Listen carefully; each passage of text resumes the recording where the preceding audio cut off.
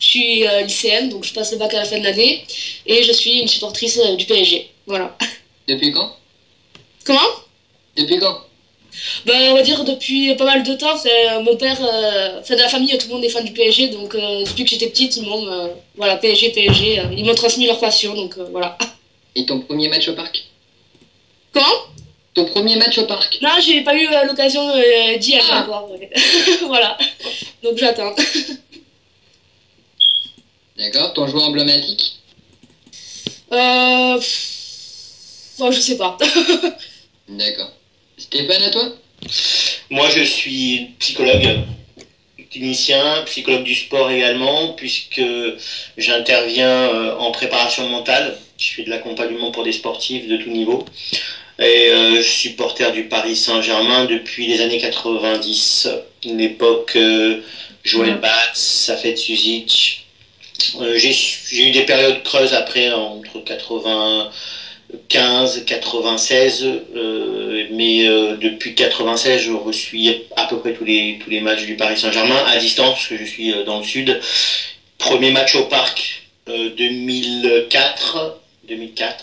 Premier match au parc, c'était un Paris Saint-Germain-Nice, d'ailleurs, avec une victoire. Jérôme Roten, Yepes à l'époque. Voilà. D'accord. Et étant donné que tu as connu Suzik et toute ta bonne période, est-ce que Zlatan Ibrahimovic est le joueur le plus emblématique du club de l'histoire? Moi, je dirais quand même... j'étais un petit peu choqué par une remarque qu'il avait faite quand il avait dit « ici, il n'y avait rien avant ». Ça m'a un peu choqué. Moi je reste quand même attaché à Pedro Miguel Paoletta. Voilà. Mais j'aime bien aussi Zlatan parce que voilà, c'est un phénomène. Mais voilà, Pedro, il a connu toute l'histoire du Paris Saint-Germain, l'ancienne histoire du Paris Saint-Germain, ce que n'a pas connu non plus Zlatan Ibrahimovic. Voilà. Et le joueur que j'apprécie énormément pour ses qualités footballistiques aujourd'hui, qui a souvent été attaqué, critiqué, qui est irrégulier aussi, c'est Javier Pastore. Ah d'accord. T'es un avocat de Pastore. Ah ouais, moi je suis un fan de son toucher de balle, on va dire. D'accord. Mickaël, à toi? Bonjour, moi c'est Mickaël, j'ai 29 ans, je suis manutentionnaire et je suis fan du PSG depuis, depuis 20 ans. Ouais. Donc, Premier match au parc et joueur emblématique. Moi c'est Patrice Loco. Moi c'est Patrice Loco qui a commencé à nous faire vraiment aimer le PSG. Même malgré que j'aimais le PSG bien avant, mais c'est vraiment à partir de Patrice Loco que j'ai commencé à vraiment être drogué du PSG. D'accord. Et ton premier match au parc? Je pense que c'est un PSG Rennes en 97. D'accord. Ok, bah merci pour cette présentation. Bon, moi, c'est Nicolas Hénon, j'ai 33 ans, je suis directeur du site paristeam.fr. Mon premier match, c'est PSG Guingamp, le 7-0 de 2001, et mon joueur emblématique reste Rai. Ah oui. Ok, bon, on y va. Votre première impression après ce titre? Il y a un bug.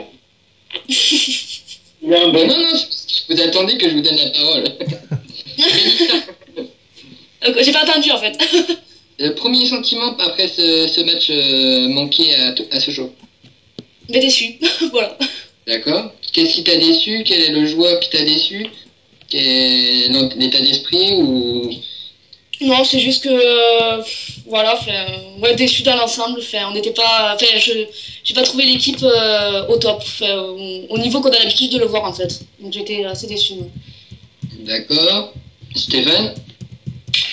Moi, c'est pas vraiment le match contre Sochaux. Bon, d'un côté, j'ai une petite satisfaction parce que je vais aller voir le match au parc contre Rennes.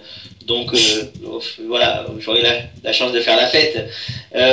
Mais je pense que il faut remonter après l'élimination de Chelsea. Il y a quelque chose. Je pense que cette élimination a touché mentalement les joueurs qui ont besoin de prendre un peu de recul par rapport à cette par rapport à cette élimination. Je pense que mentalement, oui, il y a quelque chose qui les a un peu perturbés. Maintenant, ce sont des professionnels, ils ont quand même, ils se sont reconcentrés sur la finale de la Coupe de la Ligue parce qu'il y avait beaucoup d'enjeux pour un premier trophée, l'Air Qatari, au Stade de France. Mais je pense qu'il y a quelque chose, hein, c'est ce que disait tout à l'heure Mélissa, on retrouve un petit peu moins ce jeu huilé. Oui, une routine, une répétition, et puis peut-être un petit sentiment d'impuissance par rapport au match à Stamford Bridge. Mickaël? Moi, je pense plutôt qu'ils commencent déjà à avoir tous la tête à la Coupe du Monde. Donc, ils veulent pas se blesser, donc ils baissent de rythme. Quand vous voyez Thiago Silva qui devrait un petit peu, je sais pas, quand il met un peu sur le banc, il met Camara. Pour, je sais pas, Camara actuellement, il pourrait jouer. Alors, quand vous voyez le jeu de Silva depuis quelques matchs, quoi, exemple. Oui, donc d'accord, on peut mettre ça sur le fait de la Coupe du Monde, mais moi personnellement... Il a la fatigue aussi. Maintenant, comment? il commence à avoir de la fatigue aussi. La fin de saison arrive, il y a ça aussi. Oui, il faut se rappeler que la saison dernière, on a perdu 3-2 à Sochaux, hein, et que c'était quand même le troisième match en 8 jours, donc je trouve qu'on n'a pas perdu, déjà c'est une bonne nouvelle. On est en train de battre tous les records cette saison. On va battre le record de points, donc c'est vrai que la frustration elle est là parce qu'on aimerait bien être champion de France le plus rapidement possible et puis mettre un frein à cette fin de saison qui est compliquée. Mais quelque part, c'est vrai qu'on va avoir la satisfaction de fêter notre titre avec Zlatan au Parc des Princes. Ouais. Ouais. D'accord. Mélissa, quel est le joueur que tu blâmerais le plus? Je sais pas du tout. Lequel qui a vraiment été en dessous de tout?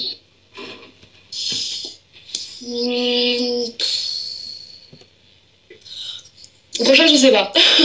D'accord, Stéphane? À Sochaux, ouais.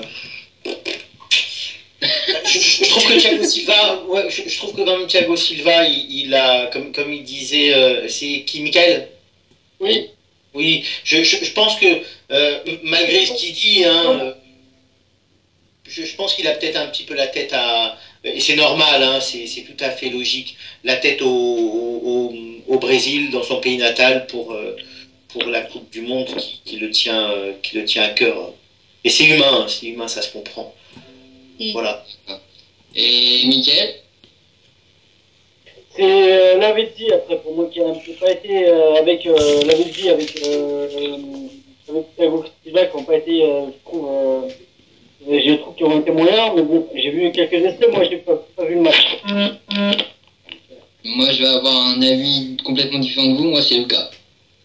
Je l'ai trouvé trop individualiste, j'avais l'impression qu'il avait plutôt envie d'être le grand héros qu'être un coéquipier. On l'a vu plusieurs fois, il avait la possibilité de faire des passes à Cavani, il l'a pas fait. Et voilà quoi. Mais bon, il aurait pu marquer le but avec ce corner qui est arrêté sur la ligne. C'est vrai que... Je peux te critiquer juste sur ce point-là. Moi, je l'ai beaucoup critiqué, Lucas. Je l'ai beaucoup critiqué aussi pour son individualisme, pour son dernier geste aussi qui est souvent maladroit. Mais là, je veux rien lui dire. C'est lui qui amène, qui fait une passe qui délivre un caviar sur Matuidi. Donc pour Matuidi, donc je le mettrai. Après. C'est vrai que tu analyses sur la semaine, oui, mais moi c'était sur hier. Et hier, il était quand même trop individualiste. Il aurait pu faire des passes à Cavani qui était démarqué à chaque fois. Et on l'a vu, l'énervement chez l'Uruguayen. Oui. Ok, bon, mis à part le résultat, on va parler de Laurent Blanc. Oui. Mélissa, qu'est-ce que tu penses de Laurent Blanc et est-ce que tu penses qu'il faut le prolonger? Mais moi, je pense qu'il faut prolonger parce que moi, j'étais satisfaite dans l'ensemble par ces saisons. Je trouve qu'il était assez meilleur qu'Ancelotti. Et je pense que si on le reprend, il peut apporter des choses à l'équipe. Donc, je serais pour qu'il prolonge. D'accord. Stéphane, avec ton recul et ton métier, est-ce que tu penses que Laurent Blanc a les épaules pour refaire une saison avec nous et nous emmener plus haut? Moi, je condamne personne. Il a déjà commencé il a fait son boulot. Il a commencé à faire son travail. Je pense que ça serait très maladroit de déséquilibrer l'équipe et faire venir quelqu'un pour reconstruire encore de nouveau. Non, je pense qu'il faut une petite époque Laurent Blanc, il faut une époque Laurent Blanc qui poursuive son travail. Mais moi, là où je pointerai quand même je mettrai l'accent, c'est sur la présence d'un directeur sportif qui manquerait au Paris Saint-Germain. Comme ce fut le cas avec Ancelotti et Leonardo. Voilà. Bon, après, j'ai trouvé son coaching en Ligue des Champions frileux, mais ça, justement, je pense qu'il a à apprendre. Il a trouvé un système en 4-3-3, huilé. Il va falloir maintenant qu'il trouve la possibilité de mettre en place d'autres systèmes. Voilà, de déséquilibrer son équipe, comme par exemple peut le faire un Mourinho ou même un Ancelotti parfois. Trouver d'autres systèmes. D'accord. Miguel? Il fait du bon boulot, donc ça sert à rien après de jouer aux chaises musicales, mais après il faut voir sur le temps, quoi. Qu'est-ce que ça va donner? Moi, je pense que la force qu'on n'avait pas, qu'on a maintenant, c'est la stabilité. Je pense il va avoir beaucoup plus de pression, ça c'est certain. Pourquoi pas avoir un des coachs espoir dans notre équipe, on serait content. Maintenant, on peut rien lui enlever à cette saison. Après, il y a la blessure de Zlatan qui lui a donné un peu de tort sur la fin de la saison, et on a vu que notre équipe était beaucoup plus dépendante du Suédois que ça pouvait paraître. Donc voilà. On va parler vite fait du recrutement. Vous allez me dire chacun quelle est la recrue que vous aimeriez voir à Paris, sans trop faire dans la piste aux étoiles. Où il faudrait recruter et qui. Ok? Mélissa, à toi. Là, j'ai pas d'idée de suite. D'accord. Stéphane. Oui, moi non plus, je cherche un peu, je sais pas trop. Peut-être un attaquant. Peut-être, enfin, on a beaucoup parlé cette saison. C'est vrai, on a beaucoup parlé cette saison d'un attaquant gauche. Hein, parce que Lavezzi avait des hauts et des bas, et puis dans le 11 titulaire, c'est souvent lui qui laissait sa place à d'autres joueurs comme Lucas, comme Pastor, voilà. Peut-être, voilà, notre attaquant de métier qui apporte une alternative à des absences de Zlatan, par exemple. D'accord. Mais là, j'ai pas d'idée précise encore. D'accord. Mickaël? Ouais, il faudrait un attaquant en plus, voire même un latéral gauche aussi. Gauche? Ouais. Ouais, gauche. Droit, pardon. Ah ouais, fais peur. Droit, pardon, excuse-moi. Droit. D'accord. Ah oui, oui, latéral, ouais, avec Jallet. D'accord. Moi, je pense Van der Wiel, c'est nickel. Après, Jallet, le problème, c'est qu'il il a fait très peu de matchs, donc il faut voir après. Pour la saison prochaine, quoi. Ouais, Jallet, il a un bon de sortie, donc je pense que pour lui, c'est pratiquement terminé. Je pense que ce sera Daniel Alves. Moi, c'est un avis personnel, et puis peut-être avec des informations. Je pense qu'il faut des joueurs d'expérience. Ah, c'est quelqu'un de jeune aussi. Comment? C'est mieux quelqu'un de jeune que prendre Alves. Hein. Ouais, mais quelqu'un de jeune, peut-être il acceptera pas d'être sur le banc aussi, parce que pour le moment, le titulaire, c'est Grégory Van der Wiel.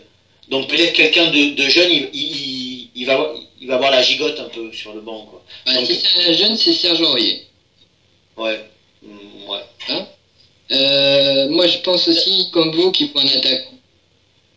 Mais un attaquant plutôt ailier gauche. Parce que avec Lavezzi, on a vu que Pastore n'était pas à la hauteur. Donc je pense que c'est là où il faudrait trouver quelqu'un. Et après, oui, bah après on peut trouver un attaquant si Cavani ou Zlatan ils se blessent. Mais bon, là, les listes elles sont à rallonge.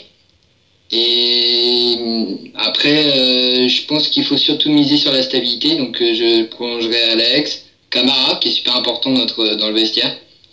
Et voilà. Et des joueurs d'expérience, moi je ferais pour un David Luiz. Tant qu'à garder Jalem aussi, vu qu'il est quand même, il est toujours irréprochable. Quand même, même s'il fait des.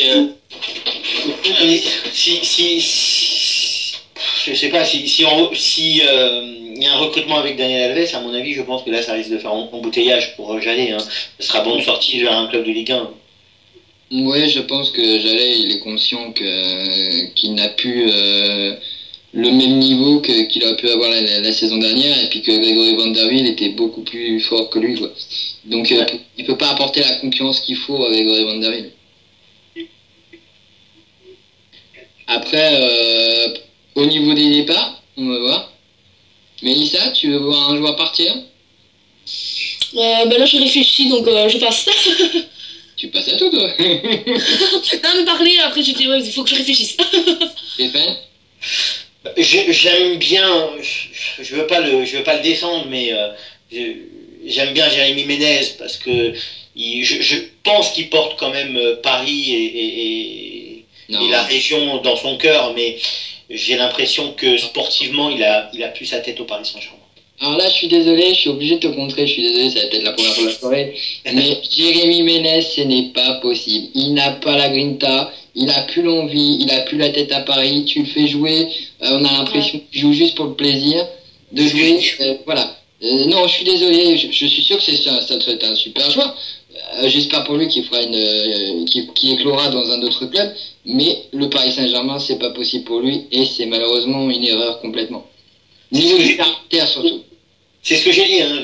C'est ce que je disais. Je disais, il a plus sa tête sportivement au Paris Saint-Germain. Ouais, j'ai ça, utilisé ça. Après, Mickaël?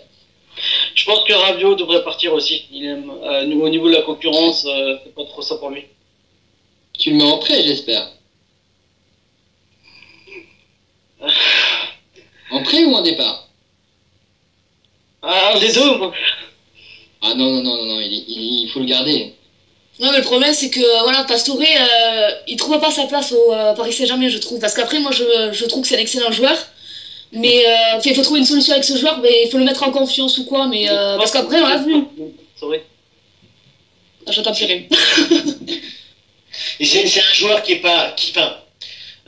repique toujours dans l'axe, c'est un 10 à l'ancienne, Pastore. Moi, je l'ai vu jouer à Palerme. Hein. J'ai vu mais il lui faut pas de pression. En fait, il faut que le jeu tourne autour de lui. Et le jeu tourne pas autour de lui. Pastore, c'est un joueur aussi qui a besoin des autres. Il a besoin que d'autres fassent des appels. Si les autres font pas d'appels et sont figés, il marchera. Il marchera et il lâchera, il s'en foutra. Par contre, des fois, tu peux le mettre dans un 4-3-3 comme il a fait à Monaco. Et il défend à gauche. Et si on a la figure, il veut plus dans l'axe.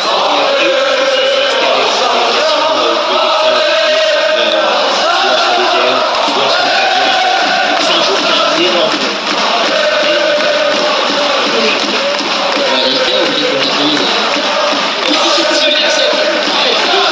Qu'est-ce qu'il accepte un poste de remplaçant? C'est ça. Moi, je sais pas. En plus, je pense que ça trotte dans son esprit aussi. La sélection argentine, même s'il y a du monde, même s'il ne sera pas dans le 11 argentin, il a envie quand même de faire partie de cette sélection. Et là, ça fait les dernières échéances avec le sélectionneur, Sabel, là, il l'appelle plus. Hein. Et ça, il y pense quand même, hein, Pastore, il y pense. Il y a un bon de sortie pour la Roma aussi pour lui, hein, mais bon, je sais pas. Le prêter une saison, ça serait pas mal. On pourrait le prêter, oui, on pourrait le prêter. Ouais. Moi, je l'adore, hein, j'aimerais pas qu'on s'en sépare, hein, parce que c'est un joueur qui a vraiment quelque chose de très rare dans ses pieds. Oui, il était comparé à Ronaldinho quand il arrivait quand même. Oui, mais moi franchement, enfin, peut-être on va me critiquer après, mais pour moi, ce joueur, dans ses pieds, il a du Zidane. Oula. Ah, je le pense. Mais son gros défaut, c'est que il choisit ses matchs. Il choisit ses matchs et puis voilà. Il choisit ses matchs. Moi, je trouve que c'est un talent chez Lucas. Moi, je trouve plus de talent chez Lucas. Quand Lucas il lèvera la tête, il sera un bon joueur, mais bon. Oui, Lucas aussi. Ben, Lucas, c'est la percussion. Hein. C'est beaucoup plus dans la percussion, oui. Il a énormément de talent aussi. Peut-être plus encore. Peut-être, ouais. Mais il fait des belles passes, Lucas. Mais Pastore, il a vraiment des déviations de génie. De génie. D'accord. Bon, ben, vous remercie tous les trois hein, pour ce premier débat. Demain, on a un Grand Desso qui vient nous rendre visite. Ça va être sympa. Donc, pour rappel, un journaliste italien donc, va nous donner quelques nouvelles sur Marco Verratti, sur Javier Pastore, sur tout ça. Et voilà. Donc, merci beaucoup pour cette petite soirée. Ouais. Et ben, à la prochaine pour une autre émission. Au revoir. Pas de soucis. Merci. Merci à vous. Merci François. Merci. Merci. À bientôt.